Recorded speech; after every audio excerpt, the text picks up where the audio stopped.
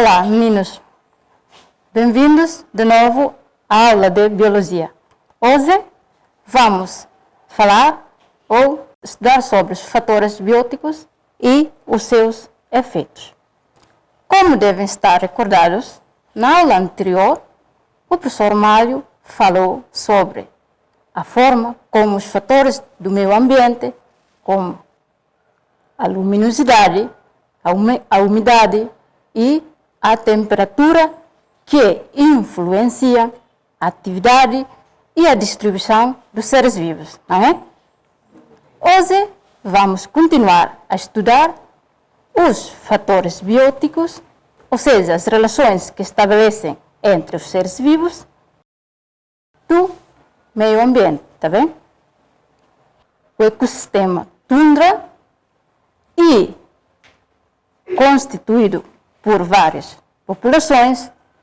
Conseguem ver aqui ali os bois almiscarados, os lobos, as renas, o lamingue, o legópode, que neles vivem e constituem a biocenose ou componentes bióticos. Então, vamos ver alguns exemplos das relações que estabelecem.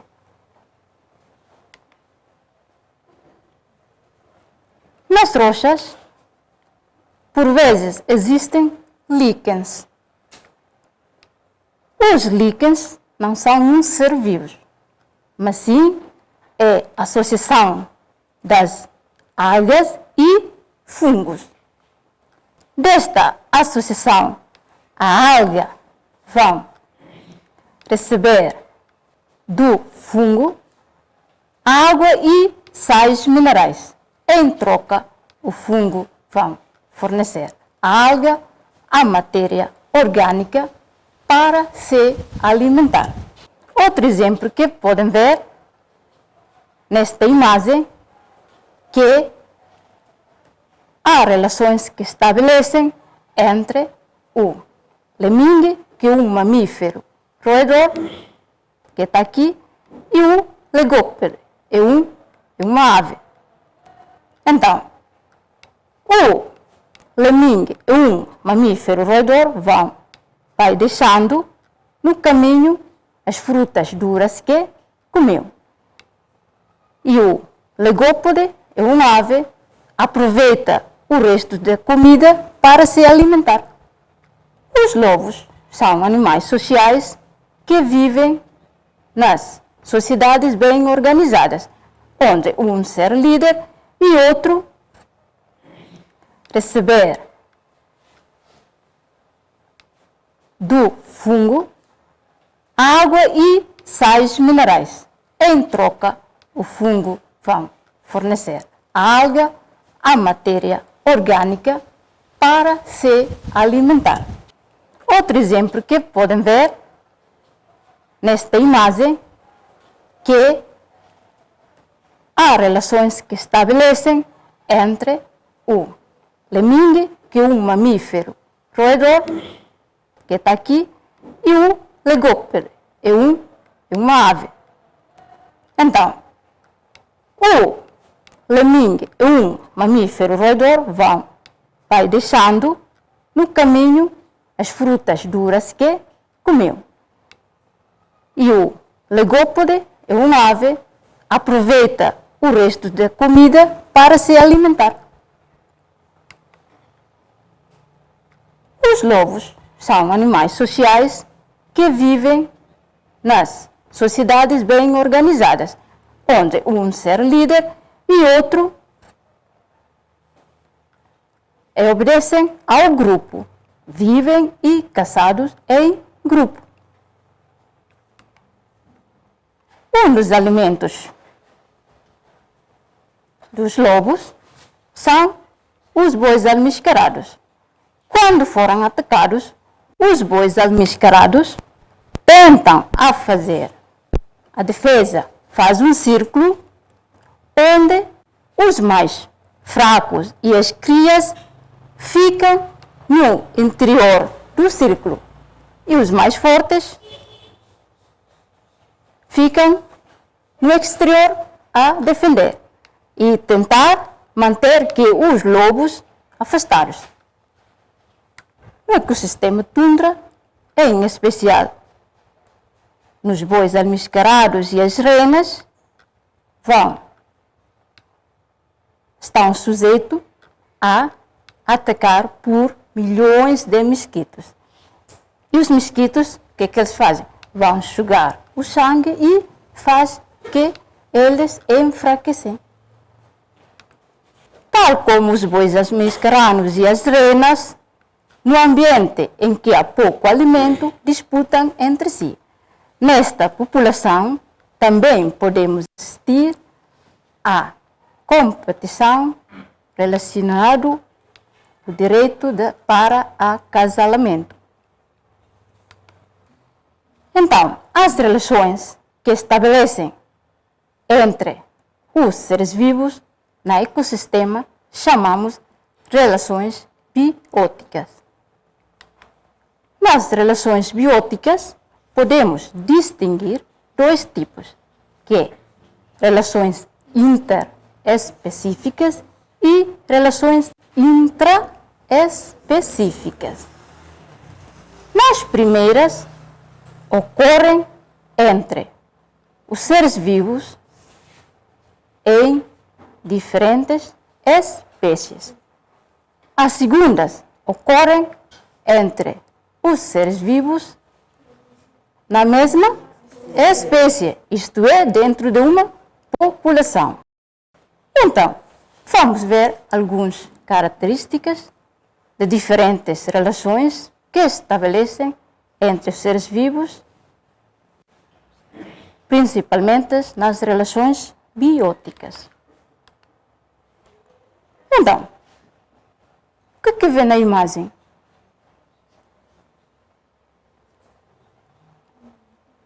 O que vem na imagem? Vem a coruja e outra. O urso e outra. Louva a Deus. Então, o que o urso, ou a coruja, o urso e o louva a Deus estavam a fazer? Não estou a viver.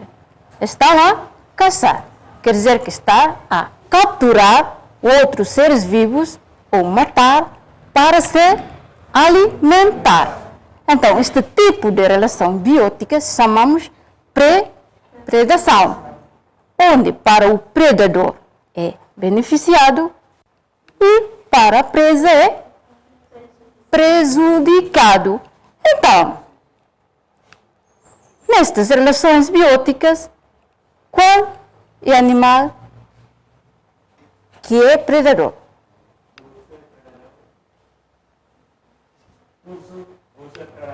Urso é predador e a presa? Peixe. E outra aqui? Qual é o predador? É o rato. E outra? Esta imagem. É louva a Deus com o inseto. Está bem? Então, a coruja é predador e o rato é presa. Outro, o urso é predador e o peixe é a presa. Outro, o louva-a-Deus é o predador, o inseto é presa. Para o predador é beneficiado porque ganham nestas relações. E para a presa é prejudicado porque perdeu a vida, coitado, não é? Vai morrer. É, não é? Olha, cá está. O que vem nesta imagem a seguir?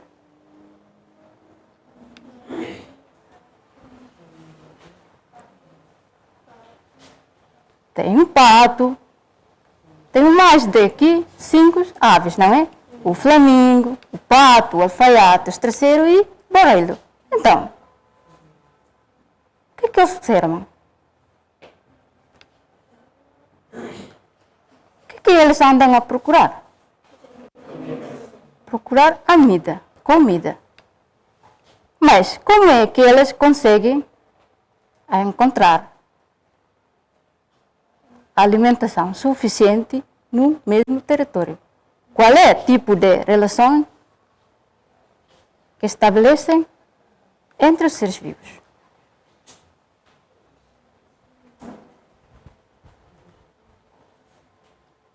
Qual é o tipo, além de predação, e outro? É o quê? Este tipo de relações bióticas chamamos de competição, tá bem? Onde os seres envolvidos estão mesmo a competir por ganhar o suficiente o alimento. Se neste local, ou seja, neste território há pouca comida, eles vão perder o mesmo, não é?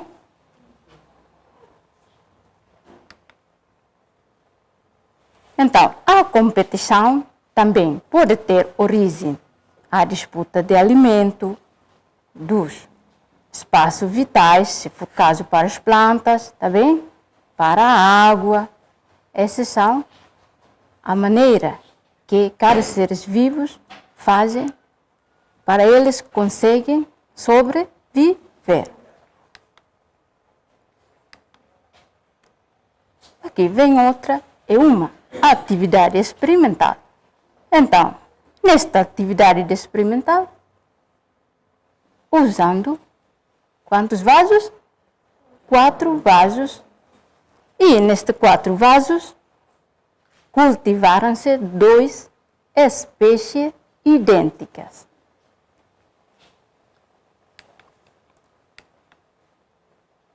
Então, nesta atividade houve a competição no vaso B, C e D.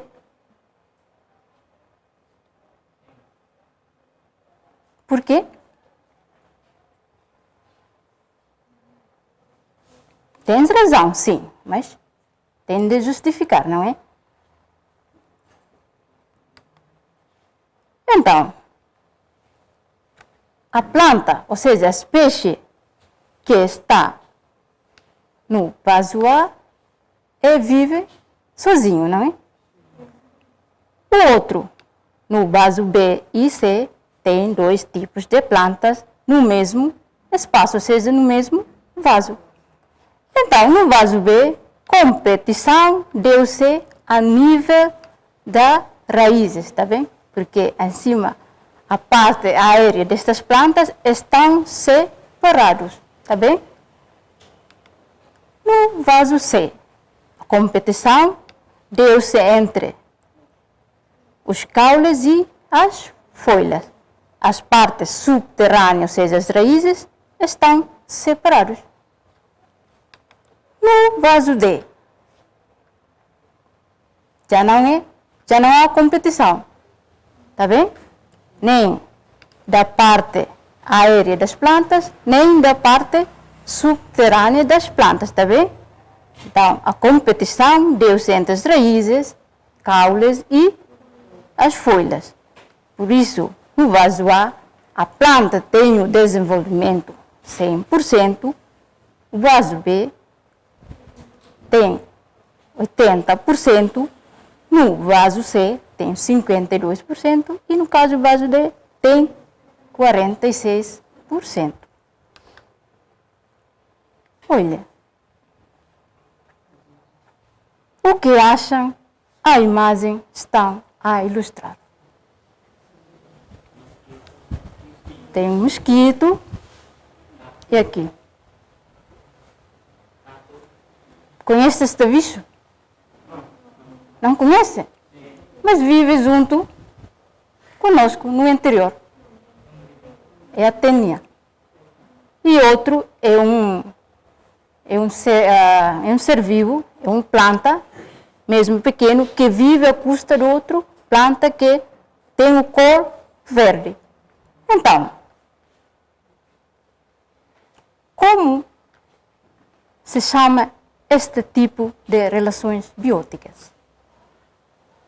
Onde o mosquito que estava a sugar o pelo humano, a tenia, que muitas vezes podem viver mesmo do nosso interior, não é? E outro exemplo, que é esses seres vivos que vivem à custa de outra planta. Como se chama este tipo de relações bióticas? Parasitismo. Muito bem, parasitismo. Onde a interação que outros seres vivos podem viver à custa do outro, tá bem? Mas sem o propósito de matar, tá bem? A tenia podem viver do nosso interior, mas não vão matar logo, tá bem? E vai explorando, prejudicando, por vezes até muitos tempos, não é? Não vão matar de propósito. Então, estas relações também para o parasita é beneficiado e para o hospedeiro é prejudicado, tá bem? Olha, tá aqui vem outra imagem bonita que conseguem ver? Então, o que que mostra em cada desta fotografia?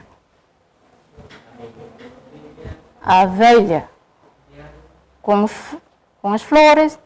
Tenho aqui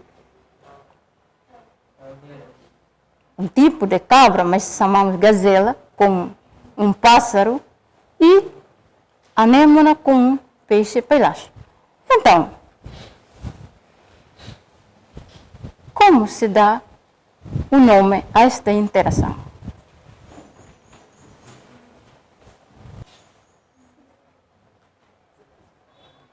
E nestas relações bióticas, houve que alguma espécie é prejudicada?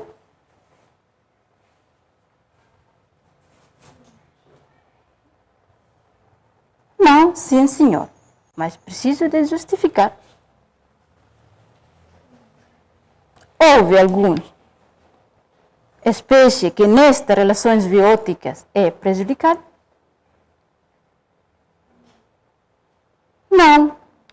Nestas relações bióticas é chamado de mutualismo, tá bem?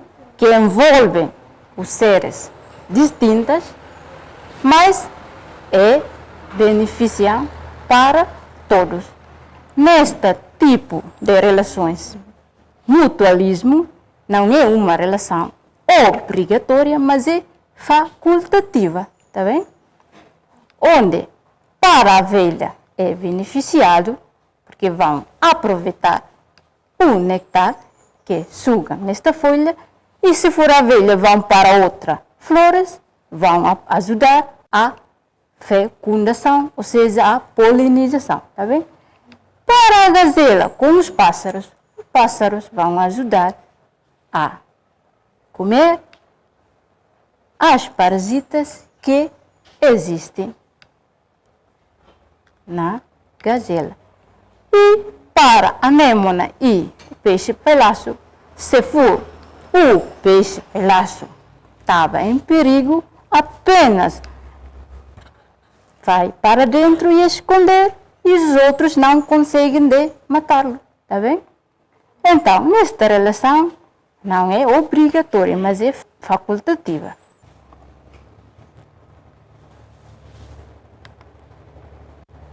Então, por hoje terminamos a aula, continuamos a próxima aula. Não se esqueçam de estudar em casa.